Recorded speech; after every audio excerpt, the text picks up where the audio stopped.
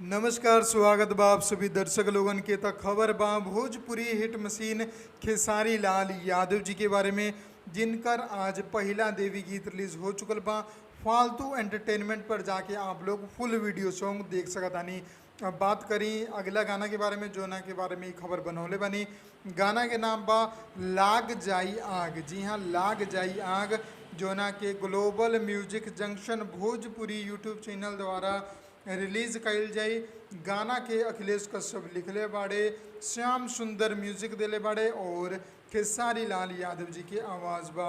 गाना में जोन मॉडल बाड़ी उनका नाम बा प्रगति भट्ट। जी हाँ, और ई गाना की शूटिंग बहुत ही हॉट तरीका से भइल बा।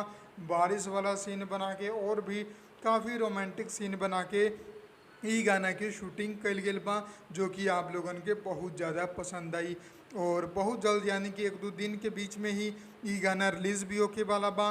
बस आप लोगन के इंतज़ार करे के बा और ग्लोबल म्यूजिक जंक्शन के सब्सक्राइब करके रखे के बा, ताकि गाना के बारे में जैसे टीजर आवे, रिलीज डेट आवे, सब कुछ आप लोगन के पता चल जाए।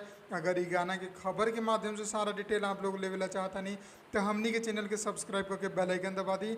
जितना खबर आई आप लोगन के अपडेट मिलते रही। तो पोस्टर आप लोगन के कैसन लागल ई गाना की कमेंट में जरूर बताएं। हम मिलम आप लोगन के अगला वीडियो में। तब तक खातिर जय हिंद, जय भोजपुरी, प्रणाम।